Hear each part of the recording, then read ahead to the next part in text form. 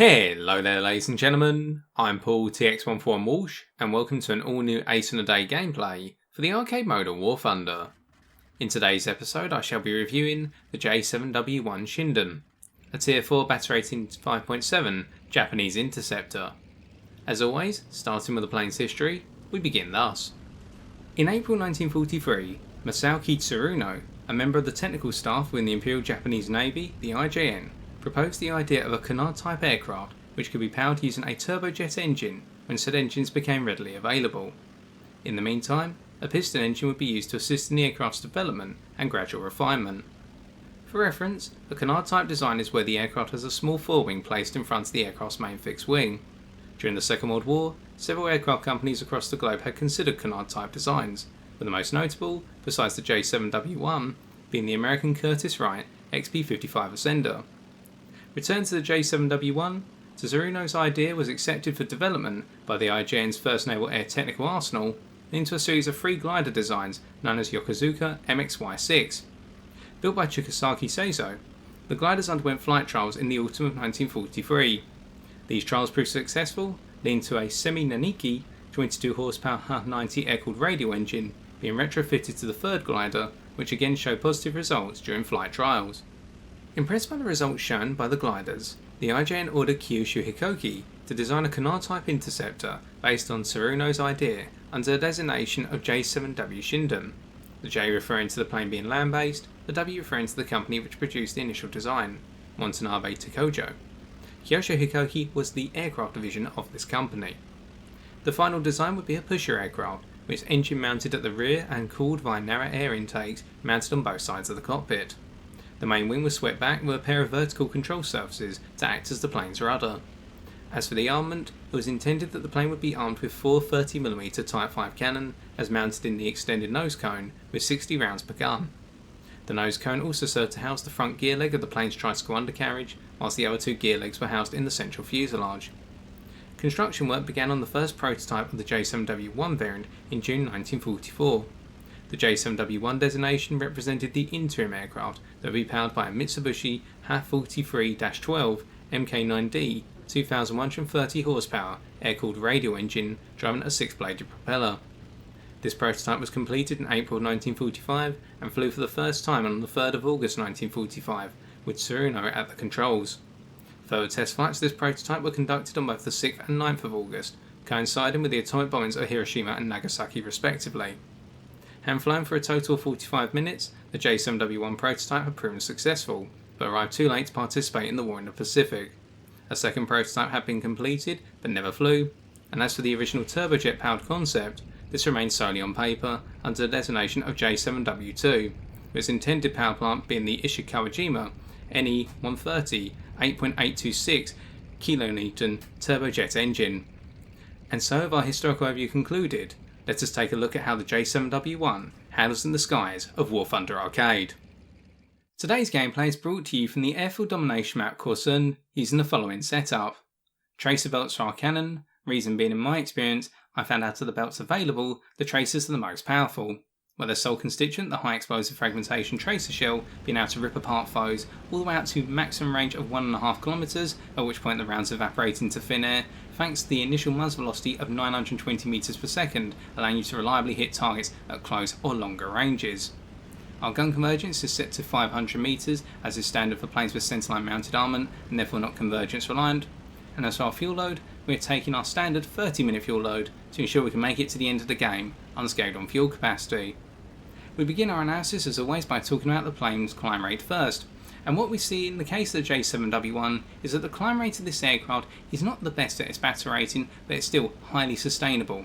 Meaning that whereas your foes in a Spitfire F Mark 22 or Tertiary Messerschmitt 109 G14 will get to 5,000 meters altitude first, you only be at 4,250 or 4,500 meters altitude at this point. That's not too much of a worry, as you can continuously climb and get to altitude while climbing at 22.5 degrees, using more emergency power cycling, get into 5,000 meters a little bit after your battle rating contemporaries, and then keep going.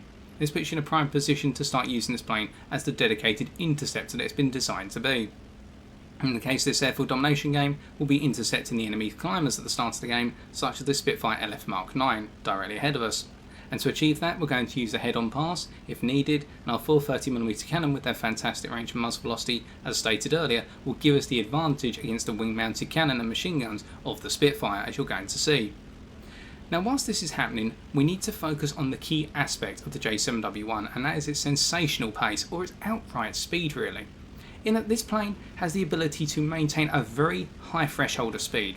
Starting with straight line acceleration, in its ideal altitude range of 3,000 to 5,500 meters altitude, where the control surfaces and the engine of this plane will be at their best, what we find is, going from the stall speed of 120 km/h, which is very low for this aircraft, and another strength for this plane if you ever find yourself stall fighting against foes, going from 120 km/h up to 500 km/h is possible at an average rate on engine power alone.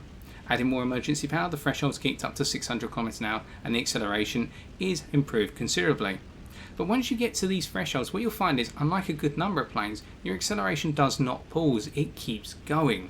And even outside the ideal altitude range, below 3,000 meters, you'll find that the only difference on engine power is there is a 10% penalty to your straight line acceleration. So both of those thresholds I've just mentioned drop by 10% approximately. And this means that you can really build up a lot of speed over time. And to give you two examples, this plane will hold a speed in a straight line of 630 km/h at 2,000 meters altitude. Alternatively, at 5,000 meters altitude, it will hold a speed of 682 km/h, making it a very difficult plane to catch, even by the likes of the Tempest Mark V at a batter rating of 6.0. And then when you go into boom and zoom, well, you can see the results right here. You build up a lot of speed, you keep going, you charge through your foes, and you kill them before they've even realised what's happened. Such as the P-63A there, the P-47N who's been absolutely crippled, and then this Bearcat we're ripping out the sky for another kill. And then we carry our way through and head back to relative safety, taking some fire on the way, but we'll come onto the durability a little bit later on.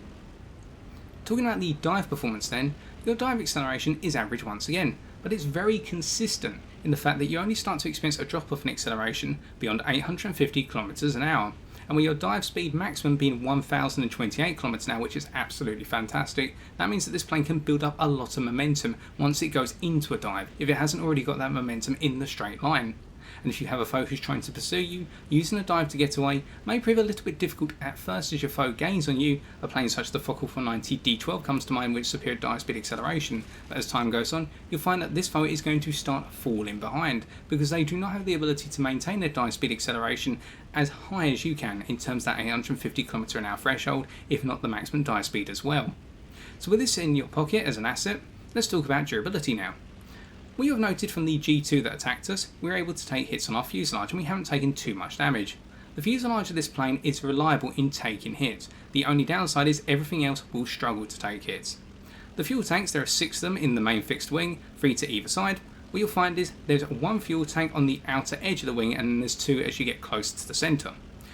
Now the importance of pointing this out is the fact that the outermost fuel tank on each half of the wing is self-sealing. The inner 2 are not, however, which means if the outer one is set on fire, you've got a 50-50 chance of that fire going out before the plane falls to pieces and the whole wingtip comes off. Meanwhile, if the inner fuel tanks are set on fire, those are going to continuously burn, they're not going to seal typically, and you'll just burn to death. So being set on fire is going to spell near certain doom. Add to that the fact that the engine is mounted towards the rear of the plane, i.e. the extreme rear. That means when somebody's on your 6 and gets a clean shot into the direct rear of this plane, expect the engine to be knocked out as the first point to call. And as for the front of this plane, something to be aware of in a head-to-head pass. If you do take multiple 20mm or higher caliber cannon shells to the nose of this plane, and the nose goes black in terms of the plane in the bottom left-hand corner of your screen, if your nose cone goes black, that means that your 30mm cannon will have been destroyed. They can be taken off of the plane effectively, and then you'll have to go and land and repair them. You can no longer use them. And the last thing to consider, as if the picture weren't painful enough, is that if this plane loses its aileron tabs on one side, alternatively its flap surfaces I should say, and then you try to roll this plane on the other side, this plane has an extremely high chance of going into a flat spin, and the only way to recover from that flat spin is to force the nose dead downwards, i.e. 90 degrees downwards, and try to get some speed to build up, at which point you'll get the plane back. But this all paints towards a picture of do not get hit wherever possible. Do not mind taking scratch fire from a foe as you're cutting through the 4A or going after an enemy bomber, but sustained damage to this aircraft is going to spell near certain doom. The only other upshot is, because your pilot is mounted towards the centre of the aircraft, not towards the immediate front or the rear, What it means is when you take incoming fire when chasing after a foe, i.e. a bomber or going head to head with someone, your pilot's not going to get knocked out too easily because they're sheltered behind the guns in front of the plane, i.e. the nose cone, which gives you some effective armour, or at least some effective coverage. And here with the Focke-Wulf 190 coming up towards us, we're not going to go directly head to head with all their 20mm cannon pointed up towards us. Instead we're going to use our energy advantage to swing over the top via hammerhead as they're stalling out and finish them off, and then come down following the tracer fire of the enemy Corsair in the clouds and rip them to pieces for a double strike. And then coming down on these foes, one thing I haven't talked about is turn fighting, because turn fighting in my experience in this plane is the equivalent of throwing the aircraft away. Now it's not to say you cannot turn fight for a limited period of time. Typically, in your ideal speed range of 450 to 700 km an hour, you'll find that the turn circle of this plane is below average at best. It's comparable to the likes of a Tempest 2 or alternatively a Focke-Wulf 190, D9, D12 or an A8. However, because you've got very poor energy retention in the horizontal, whereas in the vertical your energy retention is very strong, and I should quickly elaborate on that. If you go into a dive over a given distance, you'll be able to regain 1,600 meters altitude at a return angle of 30 degrees on engine power alone, or war emergency power 2,600 meters recovery. That's something to keep in mind. In the horizontal, meanwhile, what you'll find is that you'll lose your energy very quickly to the point that you'll end up going below the sort of threshold for poor performance in this plane, which is 350 km an hour, and you'll continue to go to lower and lower speeds, and if you go below 275 km an hour, this plane will start to feel as though it's heading towards a stall, despite your stall speed being all the way down at 120 km an hour. And once you go below 350 km an hour, the turn circle of this plane becomes exaggerated to the point it has the worst turn circle of its class at its BR. And in return, that means that turn fighting in this plane becomes a nightmare. Even against planes that would not normally want to turn fight, such as a TA-152H1, those planes are going to successfully outturn you. And add to that the fact that looking at the control surfaces, you can start to perhaps understand why this plane is rather weak in the turn fight. Roll rate, firstly, your strongest aspect. You have a rather high roll rate, and in a high speed dive between 800 and 900 km an hour, you'll only see a 10% drop off in your roll rate, which is barely noticeable and allows quick changes of direction in a boom and zoom dive. So that's the plus side. Next up is the elevator, the second strongest control surface, in that it's average at best, but it gives this plane a very wide loop circle, while the widest at its battle rating, and costs a lot of speed whilst conducting a loop. You'll need to start your loop at 375 km an hour or higher in order to successfully loop. Start off any lower and you have the ability to cause this plane to stall out mid-loop, and whilst it's inverted it has a high chance, if you then use your ailerons, of causing this plane to go into a flat spin. And in a high speed dive, what you'll find is between 750 and 850 km an hour, you only lose 25% on the initial response of the elevator, which means that once you're past that little barrier, you can then proceed to use the elevator as before, making the elevator rather nice in terms of boom and zoom dives, and it harmonises well with the ailerons in giving you the ability to pursue foes as they become evasive to a limited extent. And this limited extent comes in because of the rudder of this plane, whereby it's below average at best, it's got an okay initial response, but a very wide flat rudder turn circle, and between 700 and 800 km an hour, you will lose 50% of your rudder's performance, taking away a huge degree of the precision that you're going to demand in a boom and zoom dive. So if your foe proves evasive but they're only making slight adjustments, trying to make slight adjustments on the rudder is not going to be as easy, meaning that you've got a high chance of actually missing your shots through small changes in your opponent's direction. And then you have to add in one last consideration. The rudder and the elevator of this plane do not harmonise well together, and if you try to use the two in conjunction with one another, it actually causes this plane to start jagged manoeuvres, i.e. it starts to move about erratically on screen, and the net result is that actually it can make you feel rather uncomfortable flying this plane, and you only really want to use one of the two control surfaces, or alternatively have been using one for an extended period of time and then bringing the other control surface over time. Otherwise this plane is going to be flexing about on screen, and whilst it can prove rather evasive when you've got somebody close behind you on your 6, in general it's going to lend that feeling of this plane not being in its comfort zone. So return to the concept of comfort zone rather than worrying about turn fighting, and with this bear coming down on us, we're going to be using the same approach as with the Focke-Wulf 190 that dived on us, i.e. take them all the way down to extremely low altitude, build up as much speed as possible to waste their time, waste their energy position, and then dodge underneath them and try to come around on their 6, and it will be successful in the case of this Bearcat.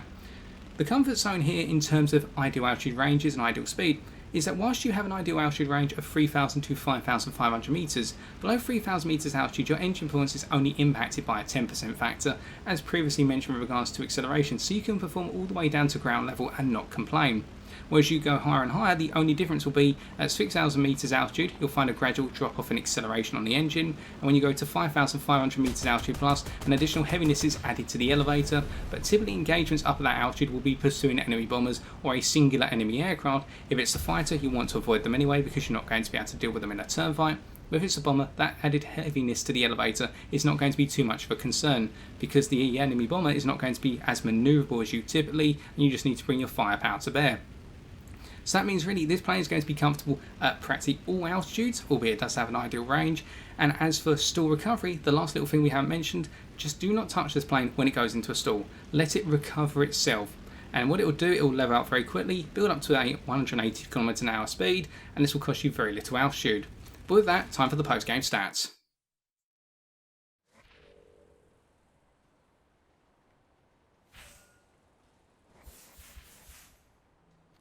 By using our J7W1 in an interceptor role, starting off with straight line attacks on the enemy's climbers such as the Spitfire LF Mark 9, and then switching into more boom and zoom centric attacks on the enemy aircraft climbing up towards us, or alternatively those flying in a straight line to the central region of the battlefield at lower altitudes, we're able to pick up 7 kills and a single assist, netting us 41,077 Silver Lions and 4,816 research points.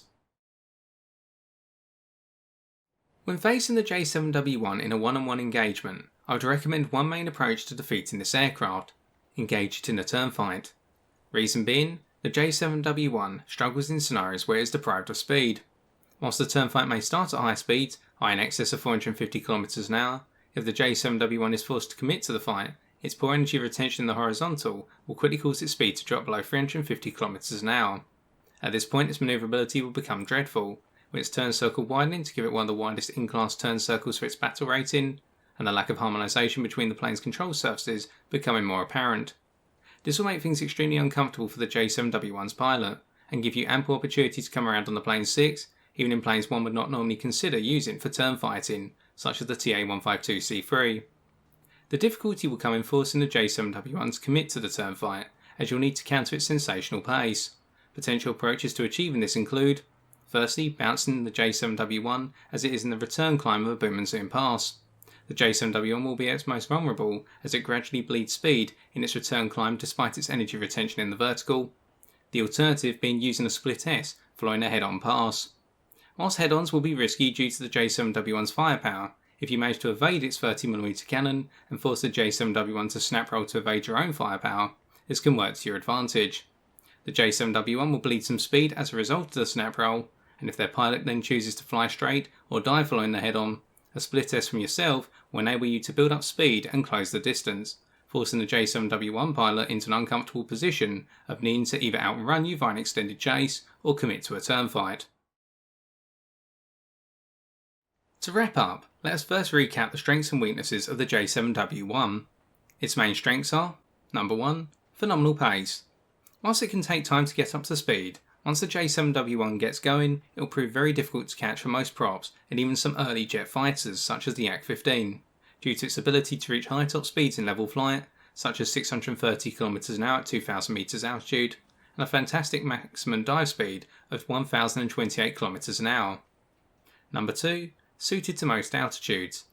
Whilst the J7W1 reaches optimum performance between 3,000 and 5,500 meters altitude, flying the plane outside of this region will not heavily compromise its performance, giving you flexibility in the altitude you decide to operate this plane from, so long as you keep within its ideal speed range of 450 to 700 km/h. And finally, fit for purpose firepower. With 4 30mm high velocity cannon in a nose mounted configuration, the J7W1's firepower is ideal for the Interceptor class. A clean 1 second burst is guaranteed to get the job done, making the plane extremely dangerous to anyone who crosses its line of fire out to 1.5 km. Just be wary of the limited ammo count. As for its key weaknesses, number 1, minimal turn fight potential. The combination of the plane's poor energy retention in the horizontal, ever widening turn circle with decreasing speed, below 350 km/h, and poor control surface harmonisation makes this plane ill-suited to turn fighting. As soon as you enter a turn fight, you need to be looking for an escape route immediately. And number 2, fragile and flammable. Despite the reasonable durability of the plane's airframe, its aileron tabs and flaps are prone to taking damage. If they take critical damage, this will make the plane highly prone to flat spins.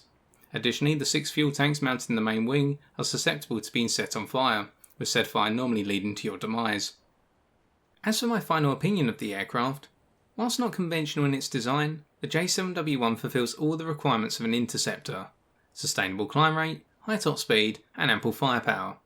However, in focusing on maximising these 3 characteristics, the J7W1 sacrifices both manoeuvrability and durability, meaning it cannot afford to let its potential pursuers get too close. Hence, success comes with speed, and if played right, the J7W1's opponents will be forced to marvel as the magnificent lightning streaks its way across the skies. With that is all I've got time for today. For my next review in 2 weeks' time, Sunday the 2nd of December 2018, I intend to review either the Messerschmitt 109 G2 Trop, the Tier 3 Battle Rating 5.0 German fighter, or the P-40 F-10 Warhawk, the Tier 2 Battle Rating 2.3 American fighter. Which of these 2 aircraft I review is entirely up to you. You can cast your vote by using the hyperlink in the description of this video. Polling will close at 1200 hours GMT on Sunday the 25th of November 2018. But as always, I've been TX141. If you have enjoyed this video, why not leave a like, comment or subscribe for future War Thunder videos on my channel. And until next time, ladies and gentlemen, as always, take care and good luck in the skies.